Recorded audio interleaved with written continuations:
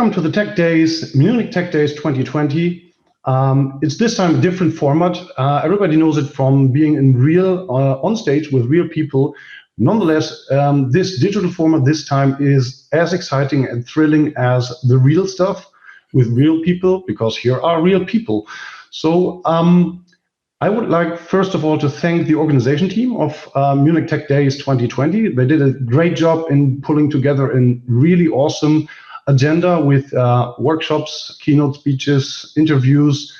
And one of the really greatest and most exciting interviews is, of course, this now, where I have the honor to have Jens Redmer here with me. So he's principal for new products at Google.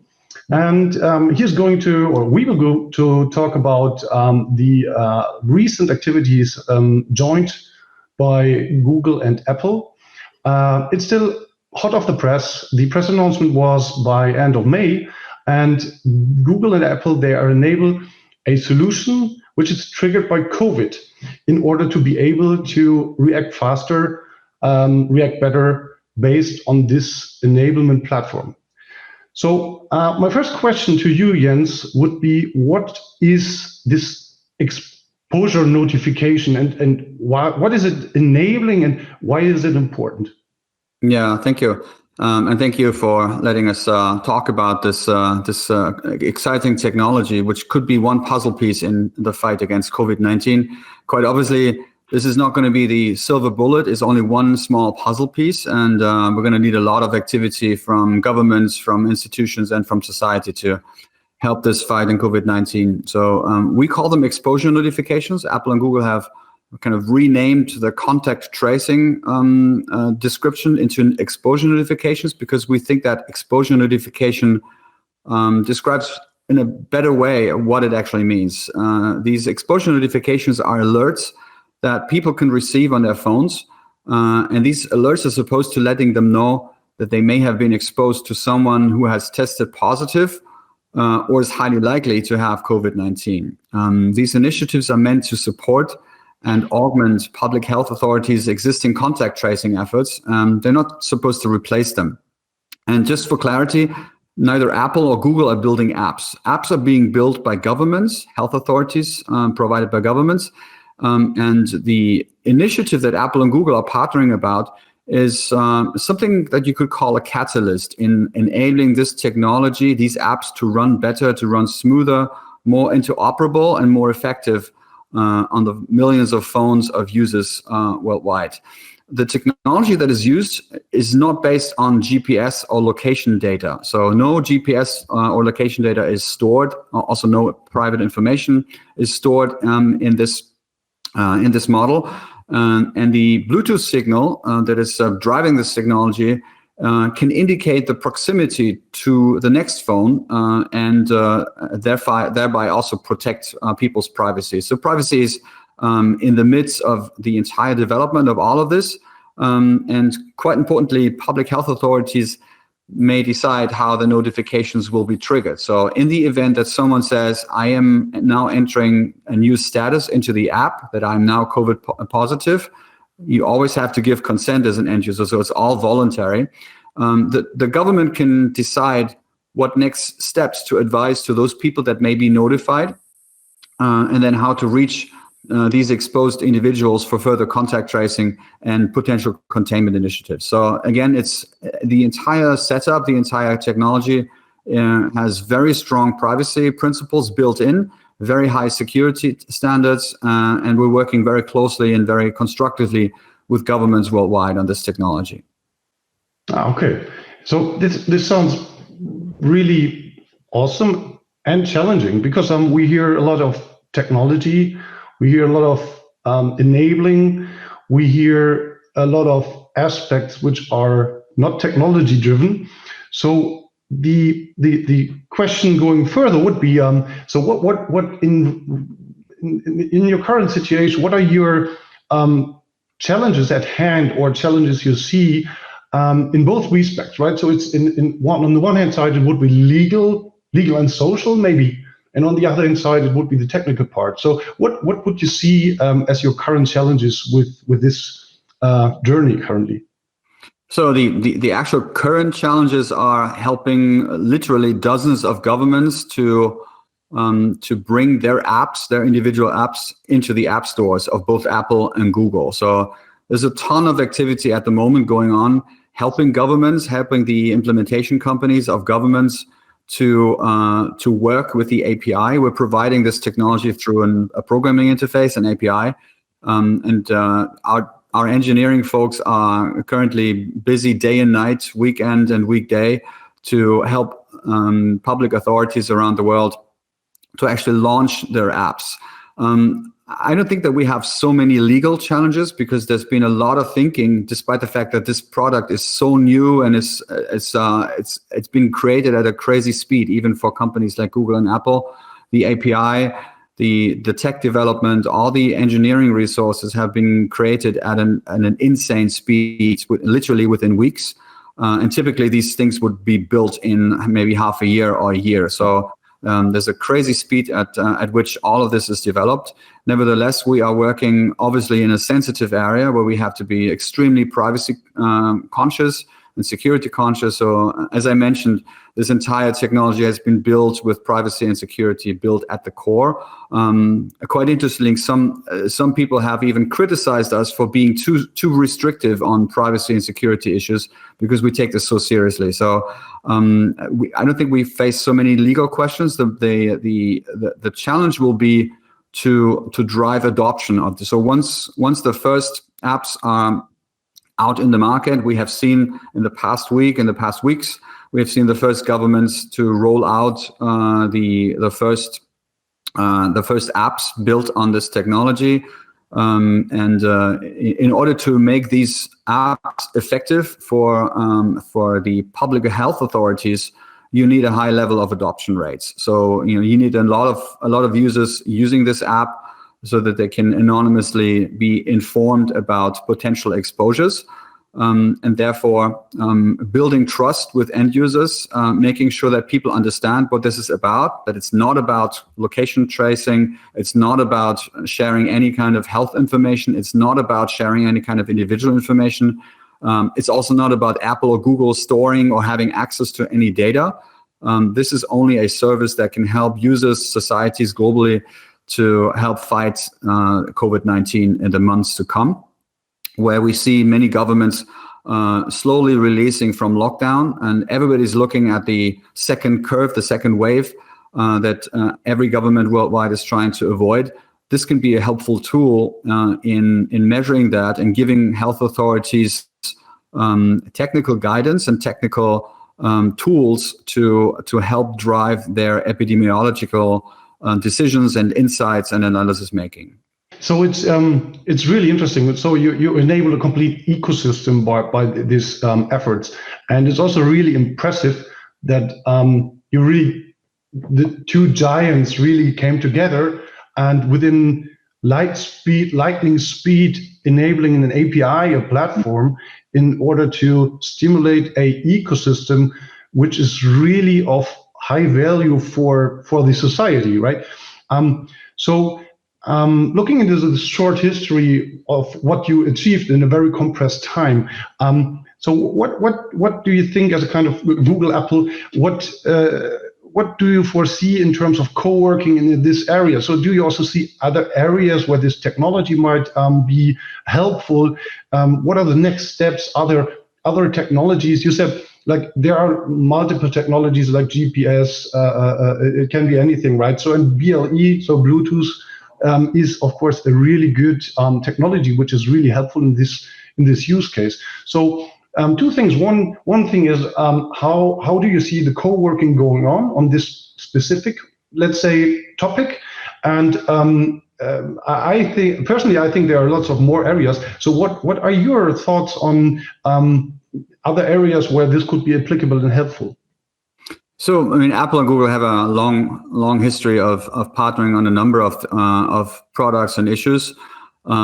This is an unusual partnership, without any doubt. As you said in the beginning, triggered by COVID-19, and as governments and public health authorities around the world had been ramping up their own contact tracing efforts, they had called both Apple and Google for help, because some of the apps that had been done without this, before the API had been created, some of the contact tracing apps that some governments had already created ran into some technical challenges. So contact tracing apps that rely on Bluetooth didn't work very well. Some of the apps have been draining the battery life quite quickly.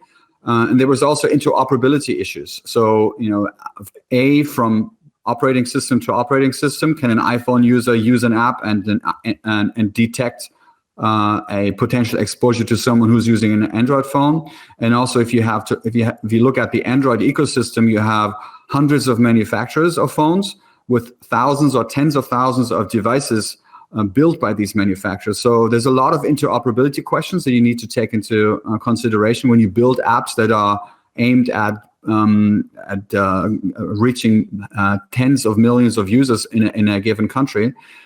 So these technical challenges led governments and public health authorities to reach out to Apple and Google, and we tried to sit together and see what can we do on an operating system level to create a catalyst, to create an ease up function to help these apps built by governments run better, more smoothly, more battery preserving, and more interoperable with these devices of hundreds of manufacturers, and also interoperably between operating systems. So this was the birth of a very quick and fast-paced product, which resulted into the creation of the idea of this API that is used on an operating system level to help these apps run smoother. And it's obviously a quite unusual partnership.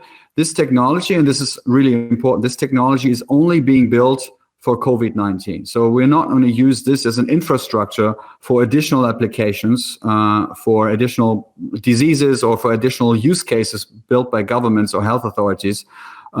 So this API, this programming interface, will have some end date as soon as COVID-19 is over, and we all hope that this moment will be rather sooner than later.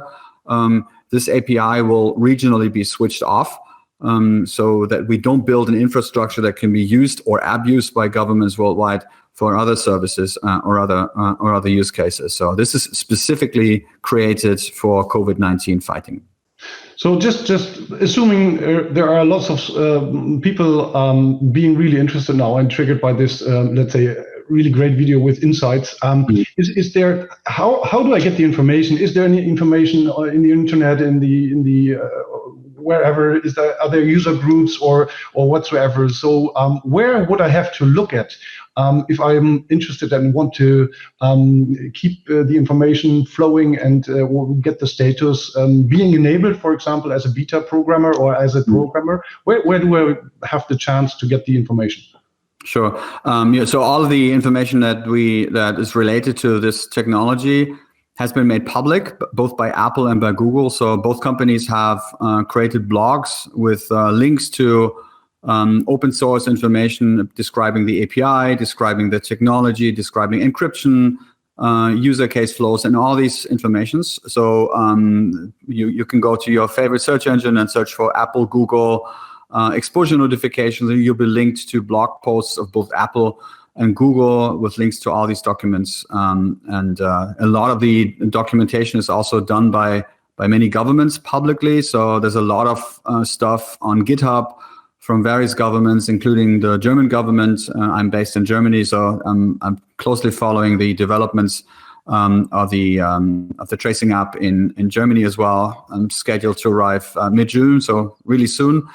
So a lot of this information has been made public. We also want to be tested. So if people in the research community and the development community see things that they would like to, where they would like to provide suggestions for improvements, we're all open for this, and we would like to engage in conversations. Absolutely.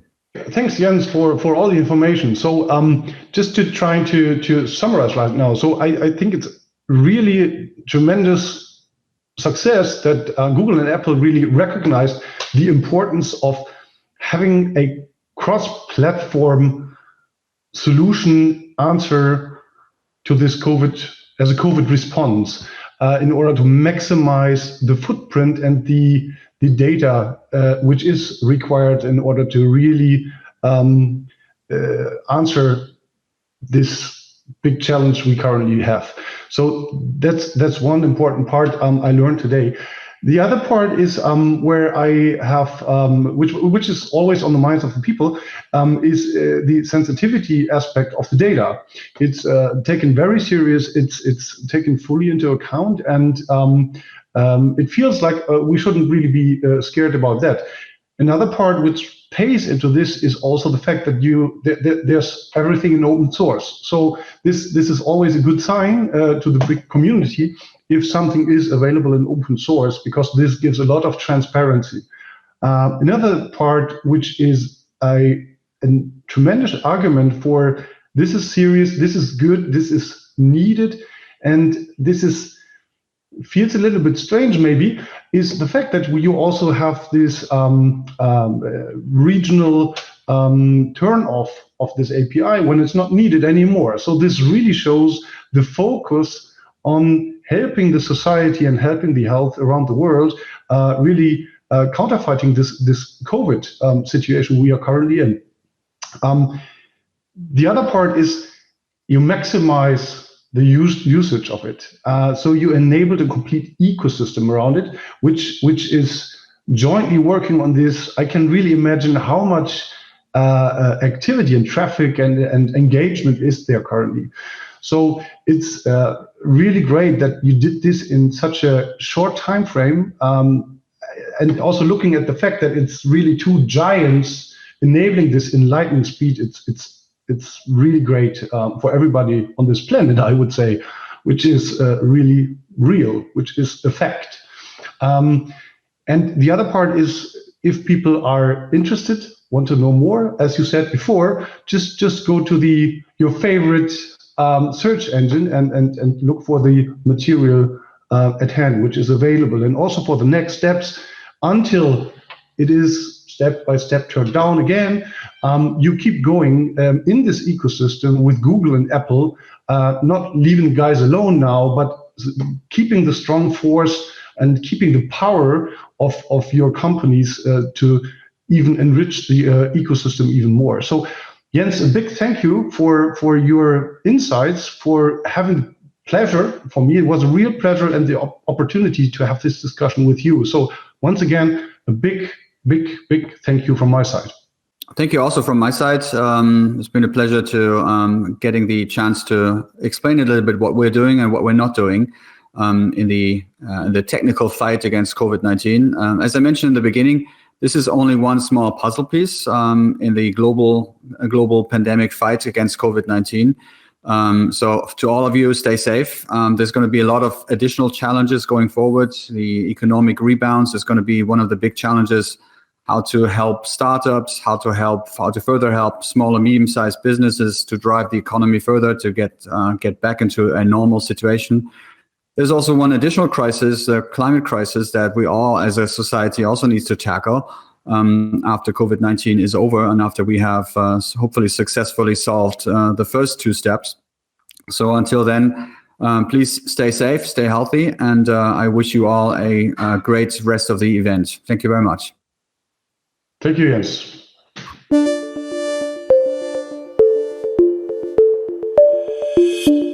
Hi, my name is Sabine Wilfling. Thanks for handing over. And let's get started. Data-driven innovation. Innovation, they arise from ideas, the connection of information and data, as well as from the cooperation of clever minds. So scaling and thus the long-term success of many ideas and business models is also dependent on mainly two things.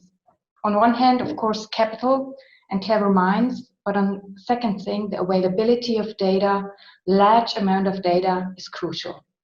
So what we need for the future to make this happen is that we need an easy, reliable way which leads us to a voluntary exchange and shared use of European data resources.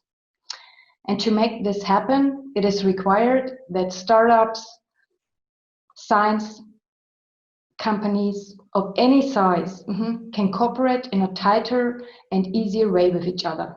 So that is what Gaia X is for, boosting that data-driven innovation. As we see it on my slide, I said, yeah, just as electricity somehow transformed almost everything 100 years ago, so will AI. But what is slowing down that transformation process at the moment is, the challenge, the lack of data. The lack of data and also the lack of cooperation to exchange data and to create valuable service out of it.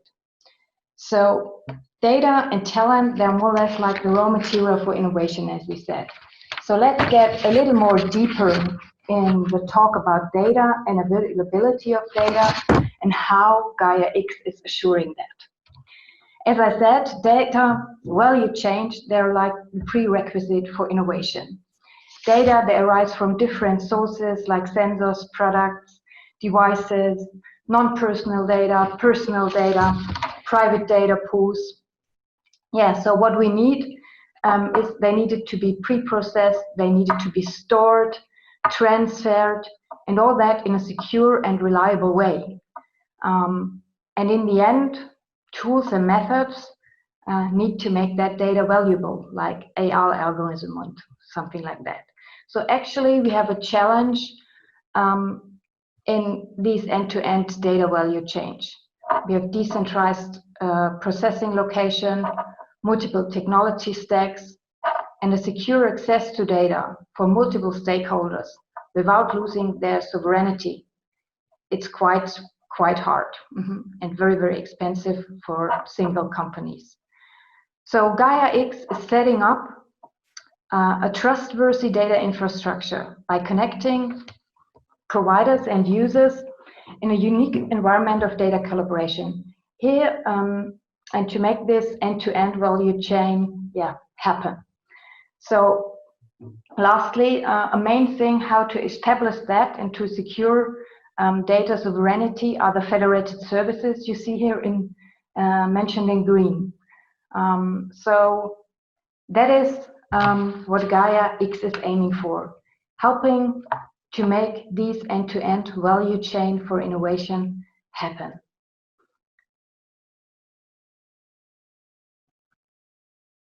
Let me go more deeper into that. What do we else need to make innovation happen? So digital transformation is forcing companies to cooperate with competitors, to break industry-specific boundaries in the value creation process, and to competitively rethink their entire industry. So therefore, they need cross-sectoral data. And cross-sectoral data is more or less the key driver for the new business models. And what the federated approach of Gaia X creates is a broad base for access and also exchange of data connection between like citizens, organization, resources in an interactive data ecosystem. So we have on the top level the data infrastructure connecting different providers. Then we have the data ecosystem area, and then the cross-domain service area where we pull out of the different data pools and aggregate that data to gain smart services for each domain, for Industry 4.0, health, and else. So cross-sectoral data is in the end enabling new forms of collaboration between small-sized organizations, startups, and that is what Gaia X is also shaping with its architecture. So to make that a little bit more visible, as I said today, collaboration faces restrictions and limits, especially in the scalability of smart services, gaining out of that data. So let me explain Gaia X architecture a little bit on the domain of smart living. So smart living encompasses different areas like mobility, energy, building, And these areas and companies from electrical industry, from the real estate industry, from the tech industry, they're still completely separated from each other. And they're not sharing data as much as they could, because they're having like data silos, data silos in housing, electronic industries, and that is blocking a flexible and easy collaboration of gaining new services and speeding up that transformation process we are forcing for. So insufficient mechanism for securing or trusting the access to data, increase the fear of the different parties to lose sovereignty, and are blocking this collaboration. Gaia X is solving that and enabling that shift from a data silo syncing to data ecosystems. When we go further, data infrastructure is, as we've seen, the starting point for a data ecosystem that serves only one single point: to provide companies of different size in an equal way, and people and their business ideas with data and opportunities which they need for being successful in the data economy of the future, gaining ideas for new services in the area of Industry 4.0, in the area of health, in the public sector, and making life a little bit better. So the data ecosystem of Gaia X actually contains 8 domains. Key is to make more data available and improve, as I said, the way in which data is used to tackle social, climate, also environmental challenges, and in the end, to contribute to a healthier and more sustainable society. So let's wrap it up shortly. As I said, the approach is twofold. On the one hand, Gaia X is setting up a trustworthy data infrastructure, which having a high impact on the European Cloud Federation, and therefore the design and development of cloud and edge services. But on the other hand, this is the starting point for creating an ecosystem, a data ecosystem for Europe, and the rollout of these data spaces, also named in their way in the European data strategy. Lastly, I think an important point is also that the Gaia X project is establishing standards and rules which will give data sovereignty in Europe a huge boost and make it possible to share, exchange, and collaborate in data-driven business models more closely. So, as Mr. Altmaier said last week in his press conference, Gaia X is a digital moonshot in digital policies, scaling ideas, boosting long-term success of European business models, and laying the foundation for that. So thanks very much for your attention. We are pleased to share and welcome you to participate and take a stake in this mission. Astronauts, rocket men, rocket women, you're very warm welcome. Learn more about that, let me say, moonshot mission, and find some more. We're pleased to share and welcome you. Find more information and please visit the website www.data-infrastructure.eu. Thanks very much. Have a great day.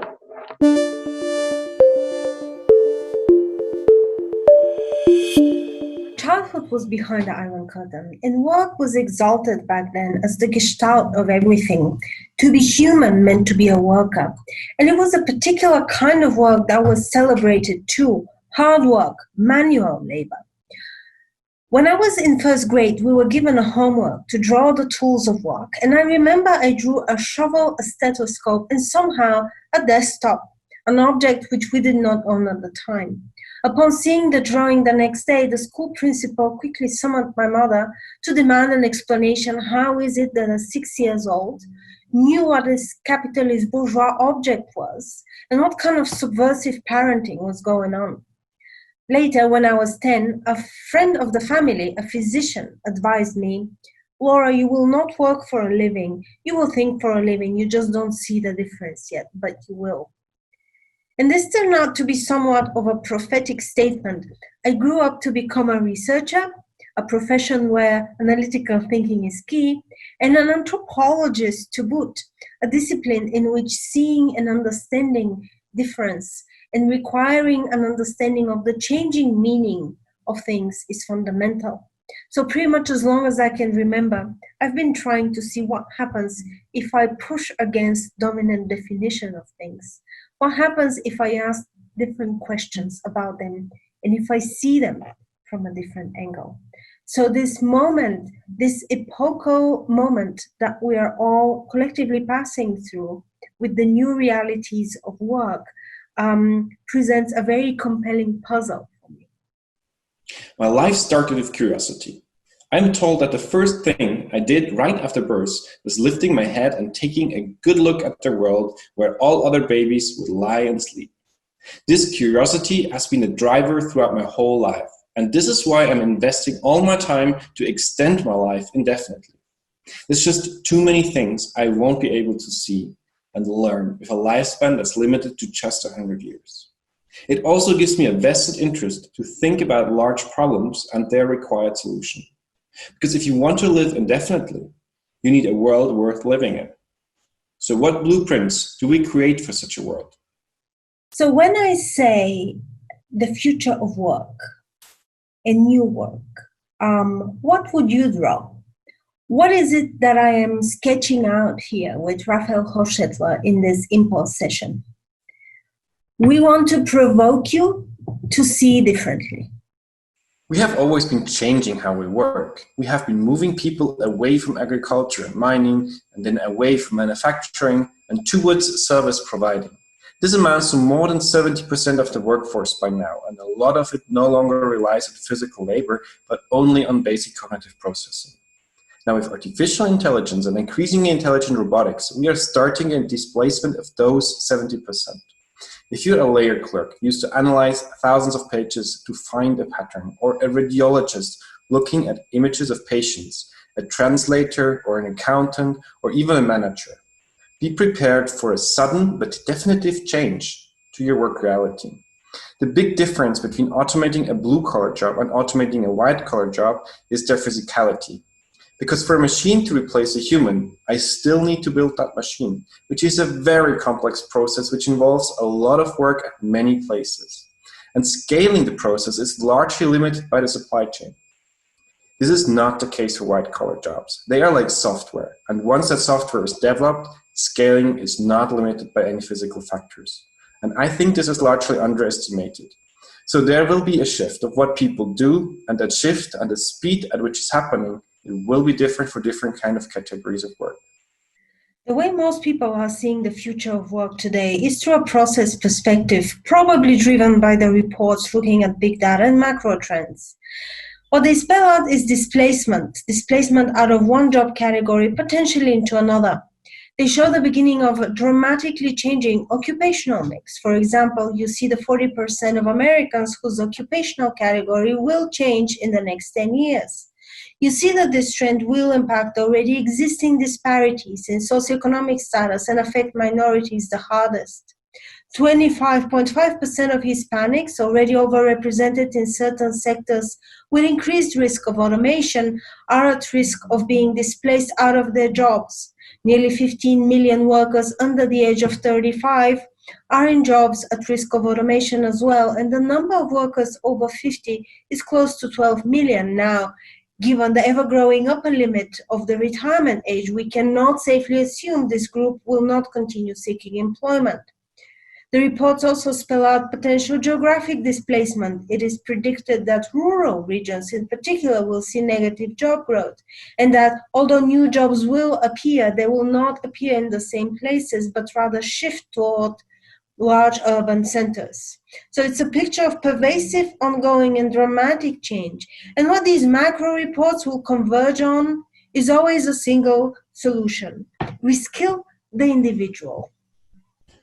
Okay, think about a 40-year-old trucker that has been driving long haul for 20 years, and suddenly he's asked to become competitive with a 25-year-old programmer.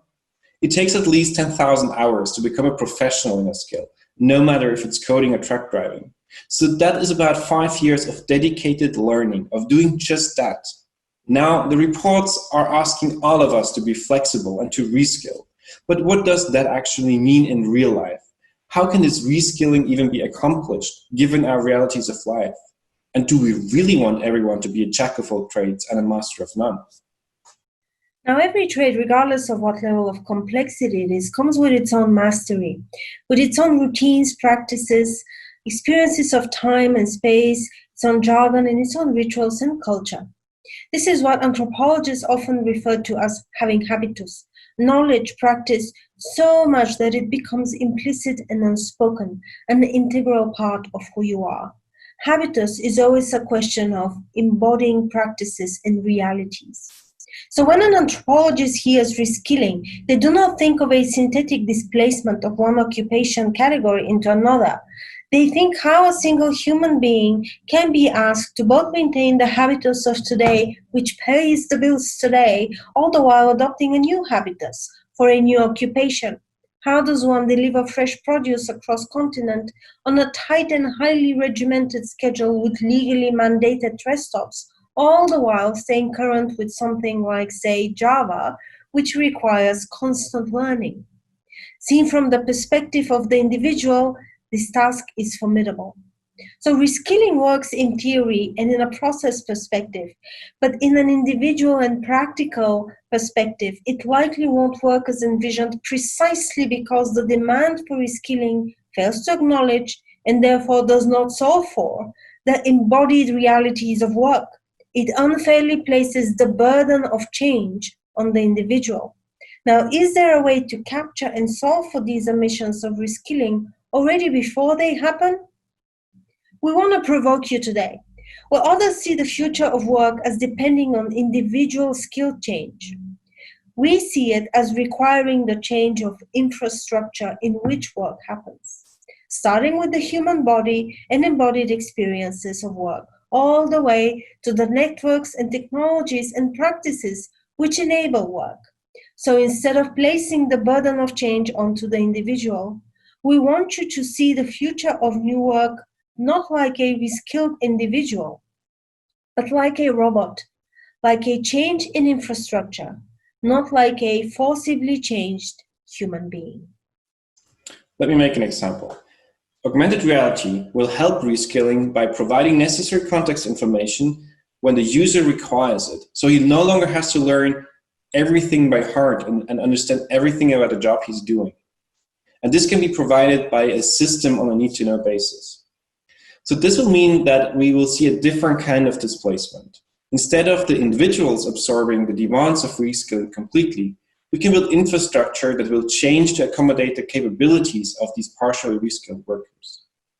And as an extreme form of infrastructure of reskilling, telepresence will not only decouple the physical presence of a worker with the place the work is done, but also by means of artificial intelligence and augmented reality built into this telepresence system, expand not only where a worker can do the work, but also which work he's actually capable of doing.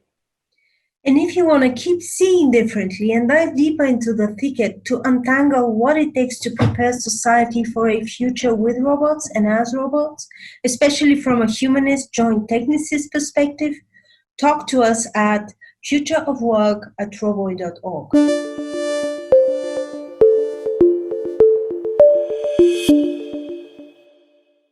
Good afternoon. My name is Daniel Lux and I'm the CEO of Seluxit, a small Danish company.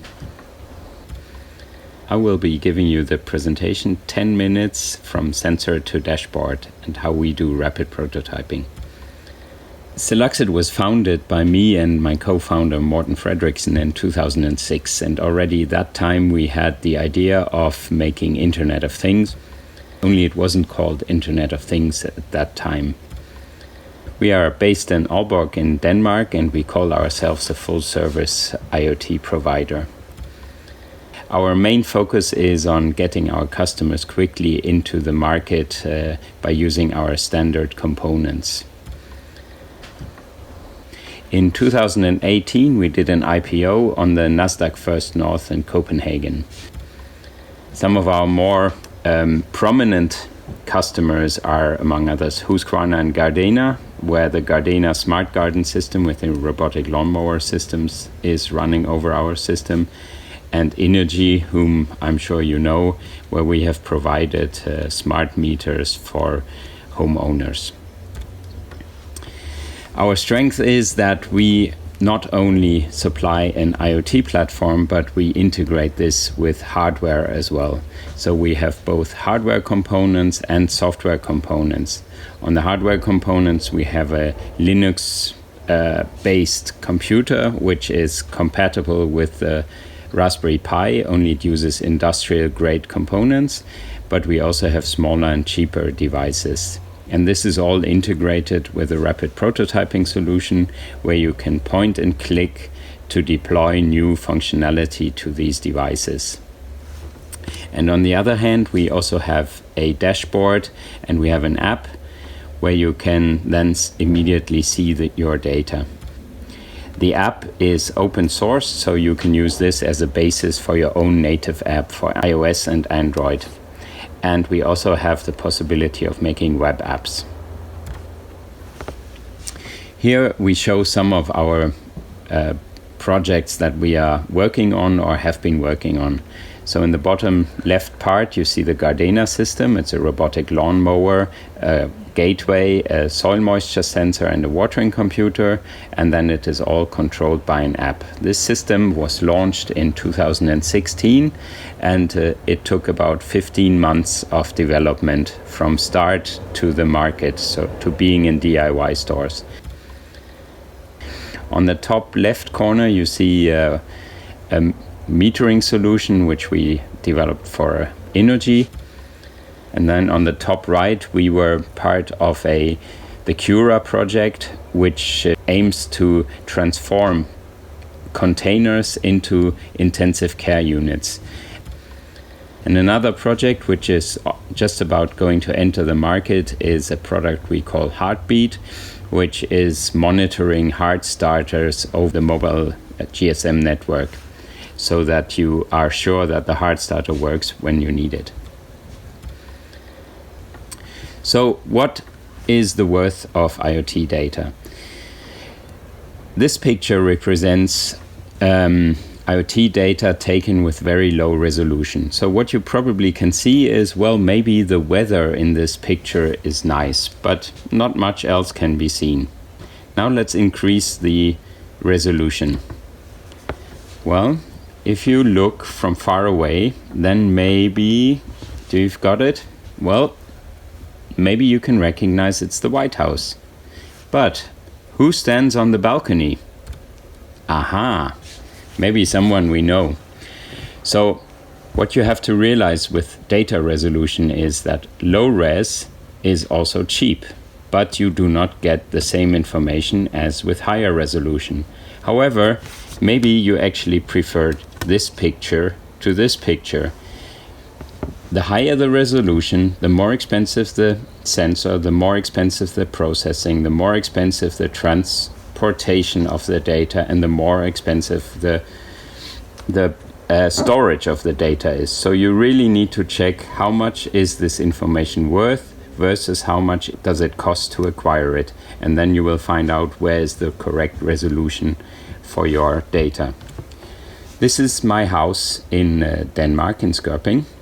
And what you see is I chose the period of New Year's Eve. So what you can see is at the 1st of January, we came home at 1 o'clock because this is in UTC, so Universal Time, which is 1 hour off. And then on the 1st, we actually went for a short vacation away to a summer house. So you can see that the house was empty. And then on the 4th of January, You can see we came home in the afternoon and then we started washing clothes, and then later on the next day we washed some more clothes, and then we cooked and we baked. So you can definitely see activity in your house. So this data can actually be used for useful services. For example, imagine this were your grandma, then you would know, is there activity in the house, because you want grandma to cook, to switch on a TV or switch off the light. If nothing happens, something is probably wrong. Another thing we have been working with is predictive maintenance. So we all know preventative maintenance from our cars. At 40,000 kilometers, we will need to have it maintained, and we need a service, and we need some parts changed. This is because the car manufacturers do not want cars to break down, and they know that only less than a certain percentage will break down if you do this preventive maintenance. However, if you know more about these machines or cars, then you will know, we can actually put this limit higher. So maybe the car is allowed to drive 50 or 60,000 kilometers on average in order for a small percentage to break. If you have predictive maintenance, because you have enough data, then you will know when the machine will break down. Maybe it starts vibrating, maybe it uses more electricity. You will be able to predict that a machine will break down when it has a certain behavior. Now a short overview of how we develop for our customers. What we do is we do a kickoff, we do a very quick proof of concept. We would like to do a proof of concept project within 2 to 4 weeks. Then 4 to 8 weeks again, we will have a pilot. The proof of concept is only one device and it will be at our location. The prototype pilot will be 5 to 10 devices, which the customer can play in controlled environments. And then after again 12 to 16 weeks, we will have the first round of devices, maybe 50 to 100, that the customer can use to actually do an acceptance test. Then we do a hardware production of 0 series. This will typically take about 20 weeks. And then after 26 weeks, you can enter real volume production with a certified product. And I hope you enjoyed this talk. And if you have any questions, please drop me a line on the chat.